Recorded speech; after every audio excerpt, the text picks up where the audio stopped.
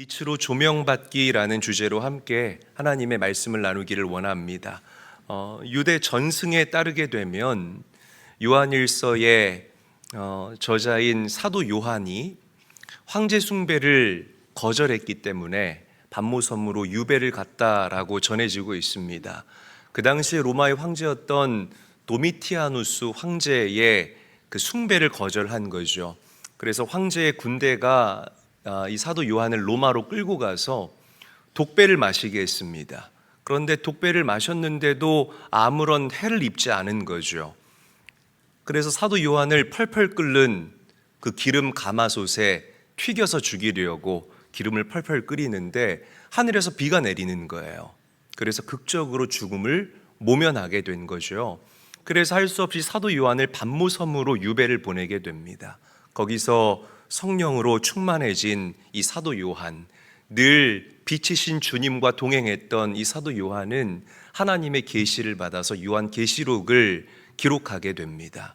그리고 도미티아누스 황제가 마침내 죽게 되자 다시 에베소라는 지역으로 돌아와서 오늘 우리가 함께 읽었던 이 요한 1서를 기록하게 됐다라는 거죠. 이 사도 요한이 요한 1서를 통해서 저와 여러분들에게 말하고자 하는 바는 분명합니다. 주님과 가까이 지내야 한다. 주님과 친밀해야 한다. 주님과 사귀며 살아야 한다. 라고 사도 요한은 저와 여러분들에게 계속해서 강조하고 또 강조하고 있습니다. 이게 주님과 사귀면서 살아가려고 할 때에 이게 쉬운 문제가 아니에요. 왜냐하면 그만큼 이 세상이 매력적이기 때문이라는 거죠.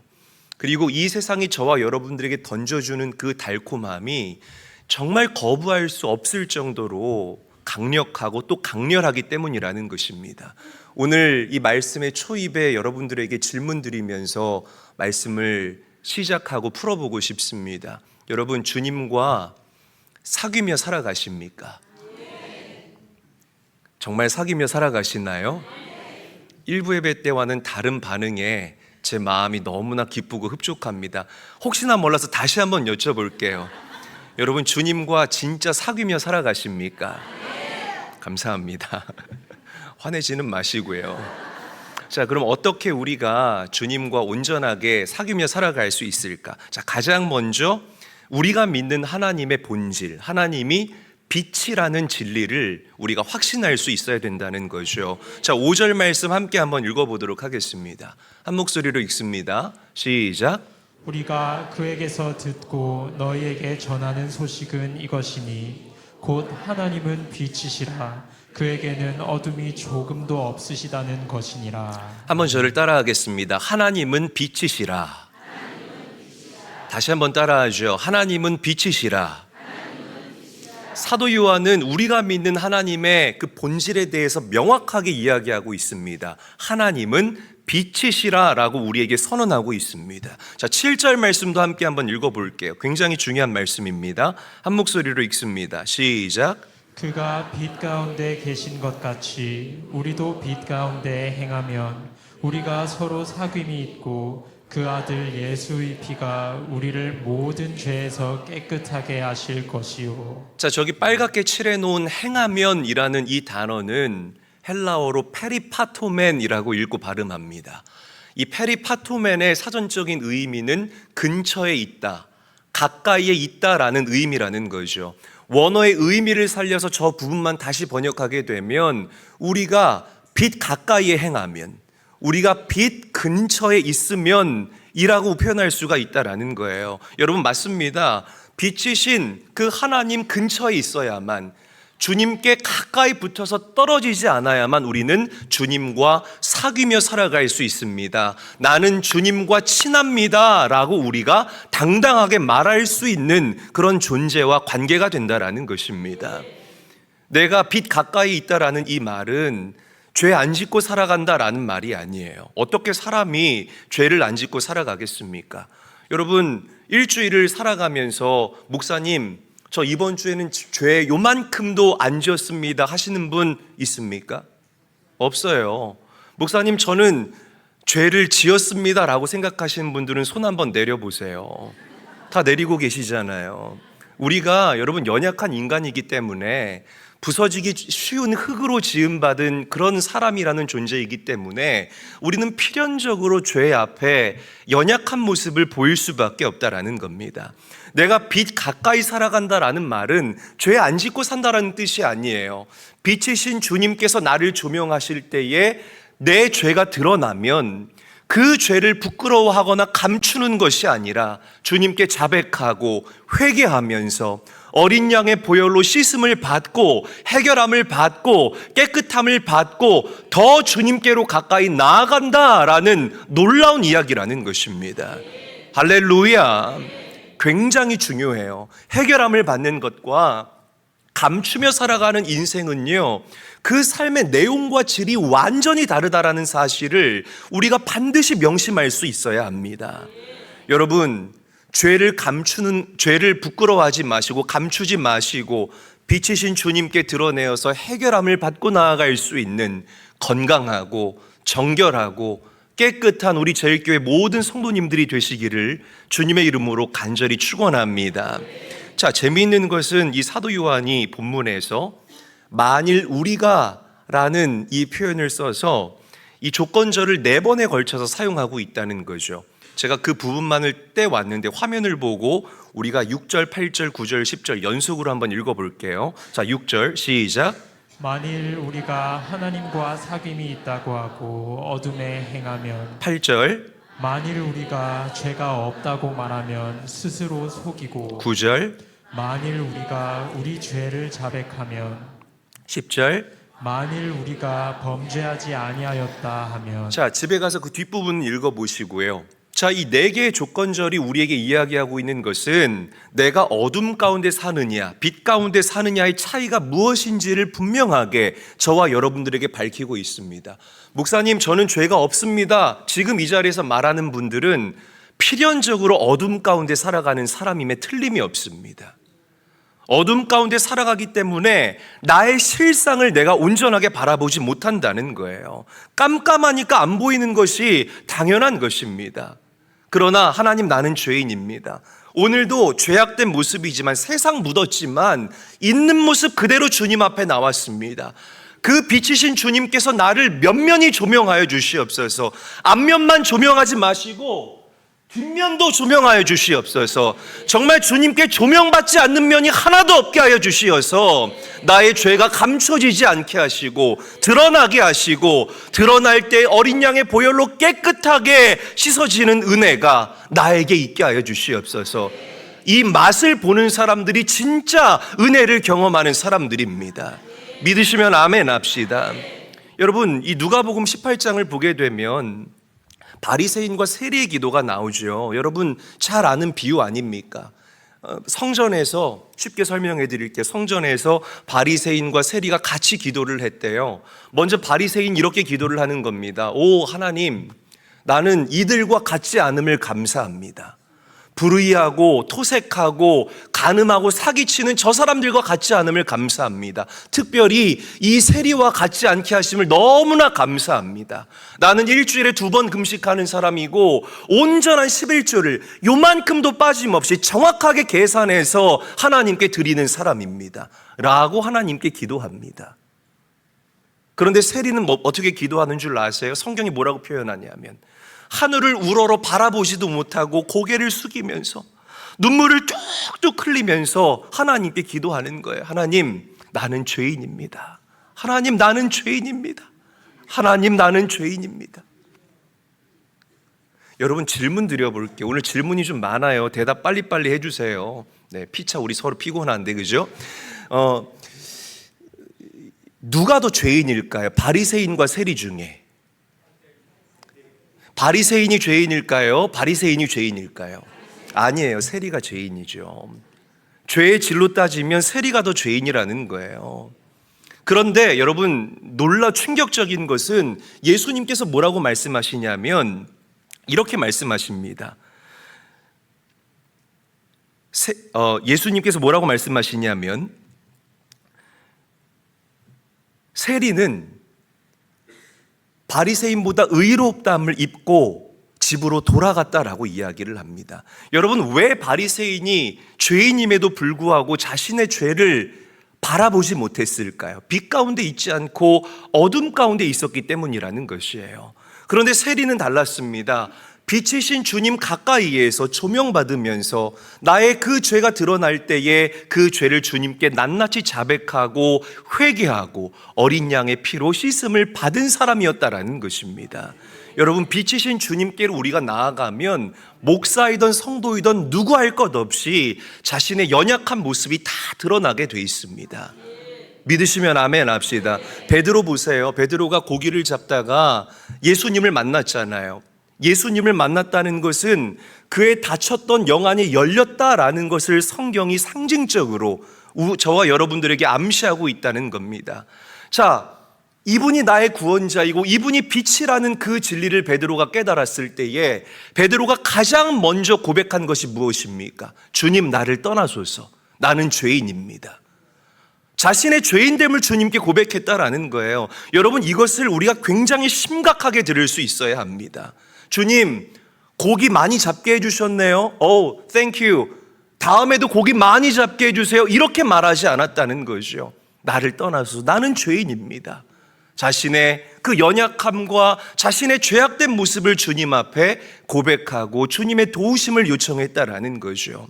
사랑하는 제일교회 성도 여러분, 오늘 이 예배 시간 빛이신 주님께로 한 발자국 더 가까이 나아갈 수 있는 은혜가 여러분들에게 넘쳐날 수 있게 되시기를 주님의 이름으로 간절히 축원합니다. 간절히 축원합니다. 다른 사람이 나를 어떻게 볼까? 다른 사람이 나를 어떻게 쳐다볼까? 여기에 신경 쓰는 것이 아니라 나의 면면이 주님께 어떻게 조명받을 수 있을까? 예, 더욱더 집중할 수 있는 깨어있는 제일교회 성도들, 믿음의 정도를 걸어갈 수 있는 제일교회 모든 가족들이 될 수 있기를 주님의 이름으로 간절히 축원합니다. 간절히 축원합니다. 옆 사람과 인사하죠. 빛이신 주님 가까이 거합시다. 인사하겠습니다. 자, 그래서 우리가 주님과 사귐을 가지려면 우리의 죄를 자백하고 우리의 죄를 회개할 수 있어야 됩니다. 자, 우리 요한일서 1장 9절 말씀 한 목소리로 읽어보도록 하죠. 함께 읽겠습니다. 시작. 만일 우리가 우리 죄를 자백하면 그는 미쁘시고 의로우사 우리 죄를 사하시며 우리를 모든 불의에서 깨끗하게 하실 것이요. 아멘. 사랑하는 제일교회 성도 여러분, 누가 뭐라고 해도 저와 여러분은 예수 그리스도와 그분의 십자가의 보혈로 말미암아 죄의 용서함을 받고 구원받은 하나님의 아들, 딸임을 믿습니다. 아멘. 그래서 그 믿음 때문에 우리가 이 죄 전에 달려나와서 오늘 이 시간 주님 앞에 예배할 수 있는 거예요. 그 담력을 성령 하나님께서 저와 여러분들에게 부어주셨다는 것입니다. 자, 그런데 우리가 구원받았잖아요. 구원받았는데 또 죄를 지으면 어떻게 할까요? 방금 제가 얘기했잖아요. 또 죄를 지으면 어떻게 해야 돼요? 그래요. 죄를 자백하고 회개해야 된다는 거예요. 말씀 듣고 계신 거 맞죠? 네, 죄를 자백하고 회개해야 된다는 겁니다. 그러면 자비로우신 우리 하나님께서는 여러분들을 용서하시고 또 어린 양의 보혈로 여러분들을 깨끗하게 씻어주시는 은혜를 이 예배 시간에 우리 성도님들 모두에게 선물하여 주실 줄로 믿으시기를 바랍니다.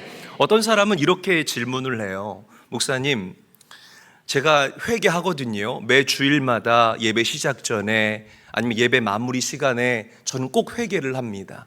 그런데 늘 같은 죄를 회개해요.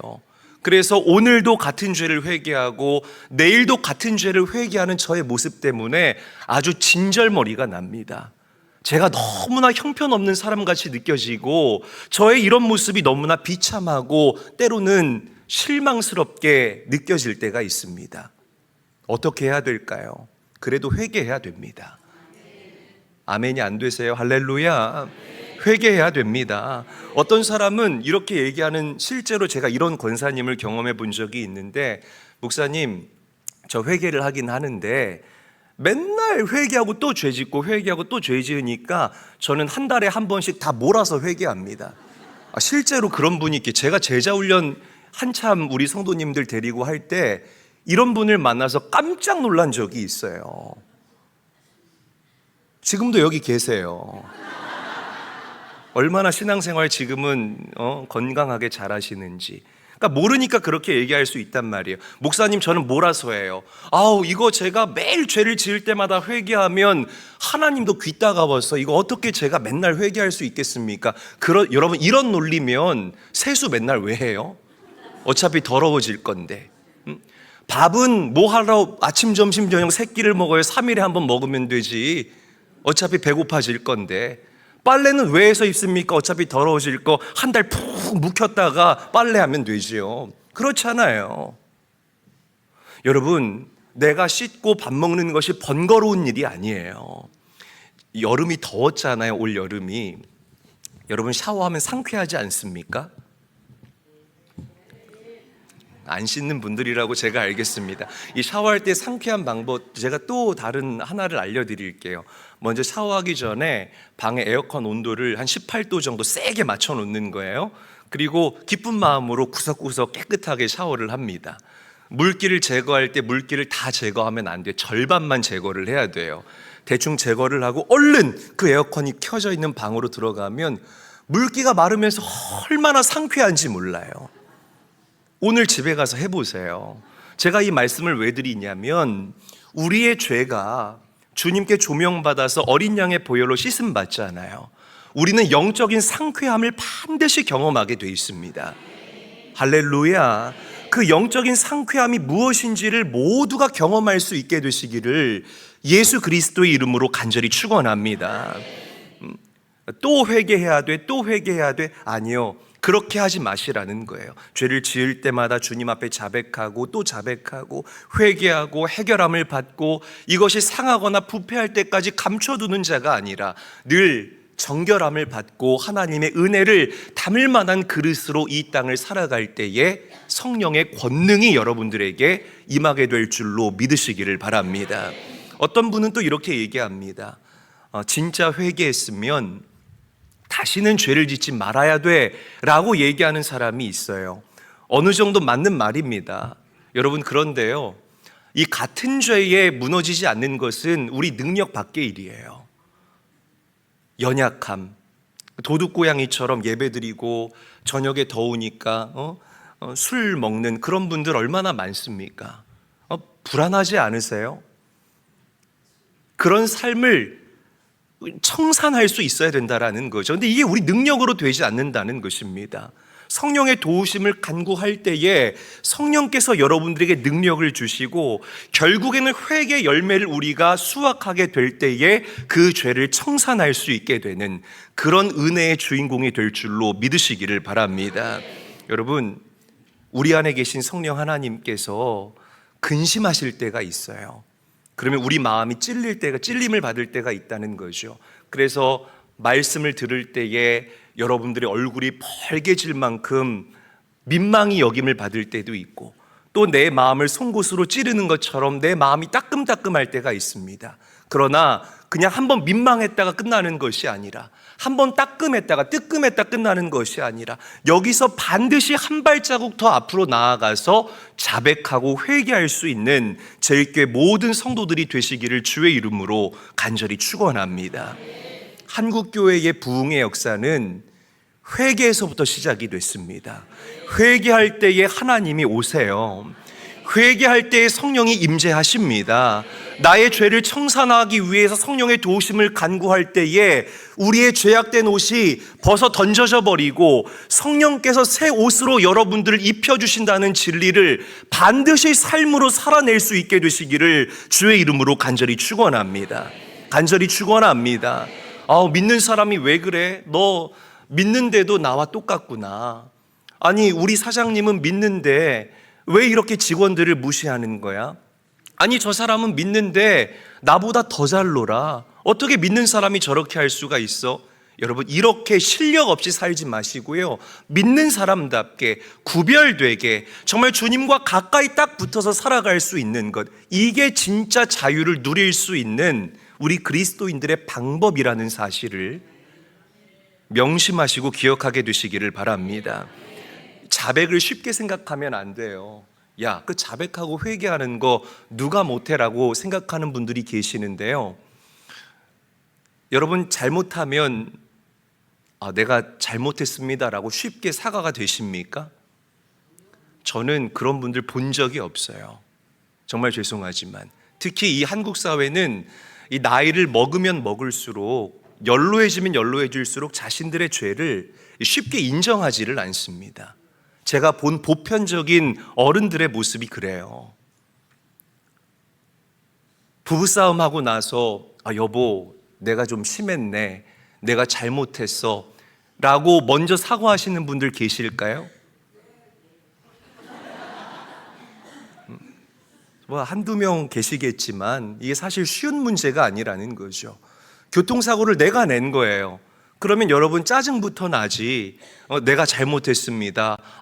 원하시는 대로 해드릴게요. 이렇게 얘기할 수 있는 사람들 사실 눈 씻고 찾아보기 어려운 그런 시대라는 것입니다. 여러분 자기 죄를 자백하는 것 쉽게 생각하면 안 돼요. 우리 사울과 다윗의 예를 들어서 한번 더 깊게 한번 살펴봤으면 좋겠어요. 사울과 다윗은 똑같이 죄를 지었던 사람이에요. 먼저 사울을 우리가 함께 한번 살펴보기를 원합니다.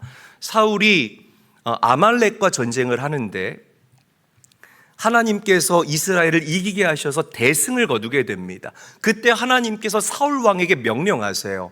아말렉을 완전히 뿌리 뽑으라라고 명령하십니다. 그러면서 구체적으로 어린아이까지 죽이고 짐승들까지 다 죽여라라고 하나님께서 명령하셔요. 그런데 사울 왕이 이렇게 보니까 짐승들이 살찌고 너무나 좋아 보이는 거예요. 그래서 그 짐승을 전리품으로 취하게 됩니다. 그리고 아말렉의 왕도 살려둬요. 하나님이 화가 나신 거예요. 그런데 우리가 믿는 하나님은 우리를 용서하시는 하나님이잖아요. 그래서 하나님께서 선지자 사무엘을 통해서 사울 왕에게 말씀하십니다. 그런데 보세요. 자신의 죄가 팝법됐잖아요. 드러나지 않았습니까? 그런데 사울 왕은 자백하고 회개하지 않습니다. 핑계를 댑니다. 이 백성들 때문에 그랬습니다. 하나님, 이 살찐 소를 잡아서 하나님께 제사 드리기 위해서 내가 몰래 빼둔 것입니다. 자신의 죄를 인정하지 않는다는 거죠. 결국에는 하나님께서 이 사울 왕을 버리신다라는 겁니다. 비참한 말로를 맞이하게 돼요. 여러분, 죄질로 따지면 사실 다윗이 더 심한 죄를 지었습니다. 자기의 충신의 아내를 간음하고 나의 죄가 드러날까 봐 충신을 전쟁터에 내보내서 죽게 했다라는 거예요. 하나님께서는 자비하시고 우리를 용서하시는 하나님이시기 때문에 똑같이 사울 왕과 같은 방법으로 선지자 나단을 통해서 다윗의 죄를 꼬집으십니다. 자, 그런데 다윗은 달랐다는 거예요. 나의 죄가 수면 위로 드러나고 나의 죄가 죄임을 인정하게 됐을 때에 다윗은 자신의 죄를 자백하고 회개하게 됩니다. 내가 여호와께 큰 죄를 범하였습니다. 내가 여호와 하나님께 큰 죄를 범하였습니다. 회개한다는 거예요.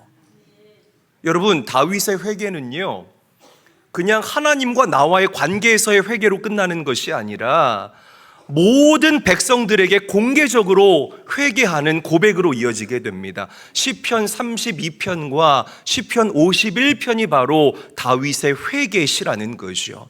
하나님께서는 이런 다윗의 죄를 용서하시고 다윗을 다시 사용하셨음을 믿으시기를 바랍니다. 여러분, 오늘 이 예배 시간 감춰놓았던 죄가 있다면, 아니 어두운 구석이 있다면, 뭔가 하나님 앞에 보이기 꺼려했던 그런 영역들이 있다면 빛이신 주님께 조명받으시고 완전히 해결함을 받는 은혜가 여러분들과 함께 계시기를 주님의 이름으로 간절히 축원합니다. 간절히 축원합니다. 간절히 축원합니다. 옆 사람과 인사하죠. 죄를 해결해야 합니다. 인사하겠습니다. 굉장히 중요합니다. 왜 한국교회가 무너지는지 생각을 해보세요. 왜 성도들이 무너지는지 생각을 해보시라고요. 목회자들이 죄를 짓고 죄를 회개하지 않는 그런 문제들 때문에 한국교회가 손가락질 당하고 있지 않습니까?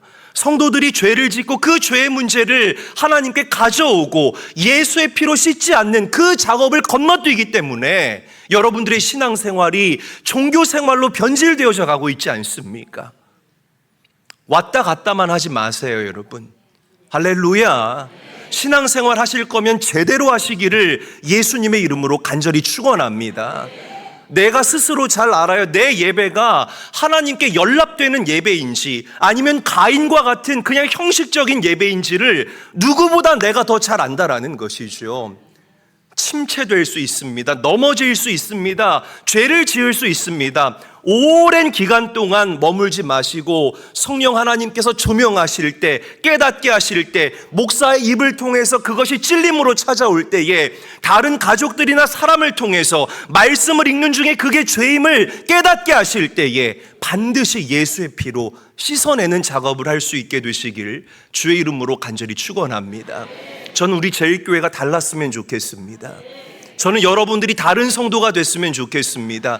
가짜가 되지 마시고 흉내만 내는 자가 되지 마시고 진짜로 이 땅을 살아갈 수 있게 되시기를 주의 이름으로 간절히 축원합니다. 자, 마지막으로 우리가 알아야 될 것은 빛 가운데로 살아가는 것이 참 기쁜 일이라는 것이에요. 먼저 빛 가운데 살아가는 사람은 교만하지 않아요. 믿으시면 아멘 합시다. 왜? 내가 죄인임을 알기 때문에 절대로 교만하지 않아요. 그리고 빛 가운데 살아가는 사람은 빛 근처에, 빛 가까이 살아가는 사람은 다른 사람을 용서하며 살아갑니다. 용서하며 살아갑니다. 용서가 헬라어로 에페이엠이라고 읽고 발음을 하는데 이 에페이엠의 사전적인 의미는 떠나보내다라는 뜻이에요. 한번 저를 따라할까요? 떠나보내다. 그러니까 뭔가 이렇게 용서할 수 없는 죄가 내 마음 안에 들어오잖아요. 에페이엠이 그걸 내 마음에 두지 않고 떠나보내는 게 바로 용서예요. 여러분, 다른 사람을 용서할 수 없는 그 칼날과 같은 것이 내 마음에 들어오게 되면 그것이 여러분들의 속사람을 온통 난도질을 하게 됩니다. 그리고 여러분들의 그 아름다운 속사람이 완전히 어그러지는 그런 안타까운 일들이 일어나게 돼요. 요셉이 그 대표적인 예죠. 형들한테 얼마나 지독한 일을 당했습니까? 여러분 생각해 보세요. 내 옷을 벗겨서, 빨개 벗겨서 누가 여러분들을 노예로 팔아버렸다고 생각을 해보세요. 그것 때문에 내가 다른 집 종살이하고 식모살이하고 십수년을 그렇게 했다고 생각해 보세요. 그 사람을 용서할 수 있겠습니까? 그런데 요셉은 그 비수와 같은 죄악이 내 마음에 들어왔을 때에 그것을 내 마음에 머무르게 두지 않았어요. 에페이엠이 나에게서 떠나보내게 했다는 겁니다. 그리고 훗날 요셉이 총리가 돼서 형제들을 만났을 때, 야, this is the day.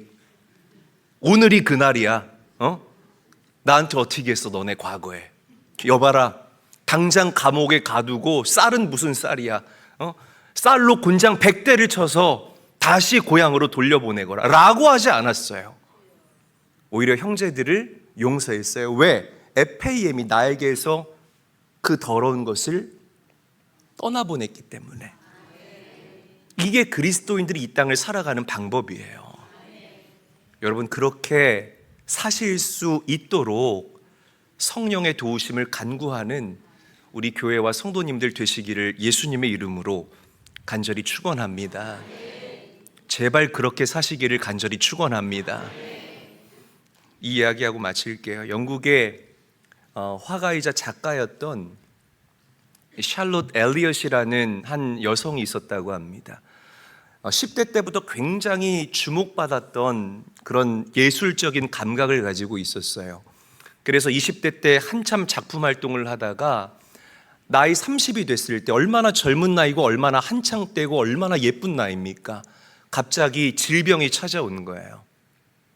제가 볼 때는 암 같아요. 질병이 찾아온 겁니다. 그러니까 몸이 아프잖아요. 모든 것을 다 내려놓고 할 수 없는 지경이 되니까 굉장히 사람이 부정적으로 변하고 매사에 이렇게 비평적이 되고 반항적인 성격으로 변해갔다고 합니다. 아빠가 너무 걱정돼서 자신의 친구였던 말란이라는 목사님을 집으로 초청을 해서 이 자녀를 만나게 한 거예요. 그런데 여러분 보세요. 몸이 아픈데 내가 관심 없는 얘기하면 짜증이 납니까? 짜증나잖아요. 근데 자꾸만 말란 목사님이 나를 앉혀놓고 나는 관심도 없는, 들어본 적도 없는 예수 그리스도의 얘기를 하고 예수의 보혈 얘기를 하고 아파 죽겠는데 나보고 죄인이라는 거예요. 그러니까 이게 듣기가 싫은 거예요. 그래서 이 엘리엇이 말란 목사님한테 버럭 화를 내면서, 아니 나 같은 사람이 어떻게 예수님을 만날 수 있어요? 목사님 나 아파요. 그만 얘기하세요. 자, 그런데 말란 목사님이 포기하지 않고 이 엘리엇의 손을 꽉 붙잡고 이렇게 얘기했다고 합니다. 아니, 주님께 나아갈 수 있어요. 당신의 있는 모습 그대로 주님께 나아오면 됩니다 라고 얘기를 했대요. 그런데 짜증으로 가득했던 그녀의 마음에 목사님의 이 한마디가 화살처럼 날아와서 푹 하고 꽂힌 거예요. 그 순간 엘리엇의 마음을 성령 하나님께서 빛으로 조명해 주시기 시작했습니다. 내 죄가 깨달아지게 되고 예수 그리스도가 나를 너무나 사랑하신다는 그 진리가 막 체험되기 시작했다는 거죠. 그리고 그 즉시 바닥에 앉아서 한 편의 찬송시를 쓰게 됐다고 해요. 이런 시입니다. 많이 들어보셨을 거예요. 제가 읽어드릴게요.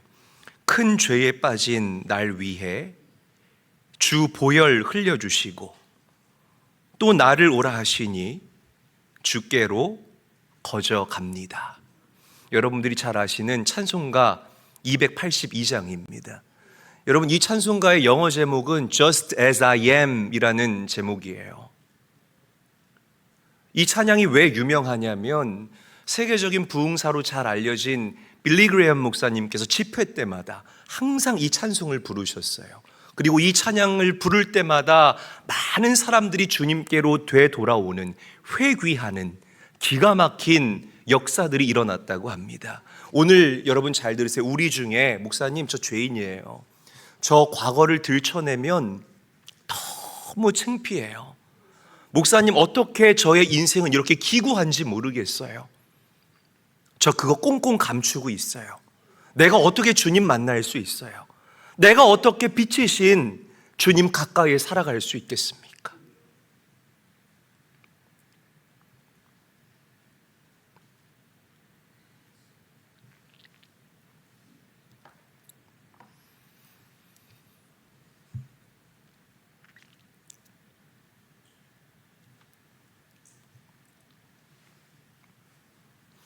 그렇게 생각하시는 분들이 계실 수 있습니다. 여러분, 그런 분들을 향한 대답은 너무나 간단합니다. 있는 모습 그대로 주님께 나아오시면 됩니다. 할렐루야. 그럴 때 주님께서 여러분들을 빛으로 조명해 주실 거예요. 그리고 여러분들의 연약함이 드러날 때에 예수의 보혈로 그 연약함을 깨끗하게 씻어 주실 줄로 믿으시기를 바랍니다. 주님은 의인을 찾기 위해서 이 땅에 오신 분이 아니에요. 연약한 사람들, 죄인을 찾기 위해서 이 땅에 오신 분이 바로 우리가 믿는 예수 그리스도라는 사실을 믿으시기를 바랍니다. 말씀을 정리할게요. 여러분,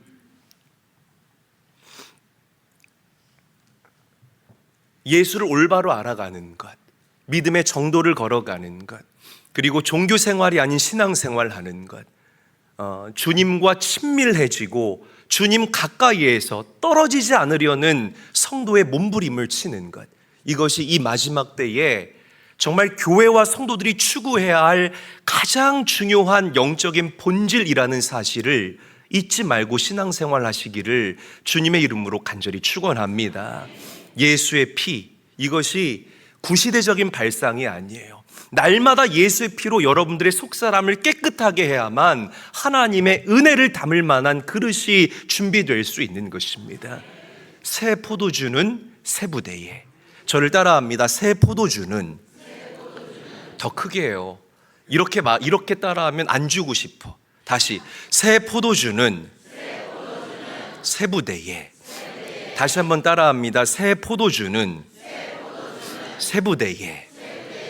왠 줄은 아시죠? 이 포도주가 숙성되면서 낡은 가죽 부대에 담으면 이 낡은 가죽 부대가 찢어지기 때문에 항상 새 가죽 부대에 새 포도주를 담아야 돼요. 하나님의 새 은혜도 깨끗한 여러분들 그릇에 담을 수 있는 것입니다. 날마다 빛 가운데 주님 가까이, 주님 근처에 살아갈 수 있는 여러분들 되십시오.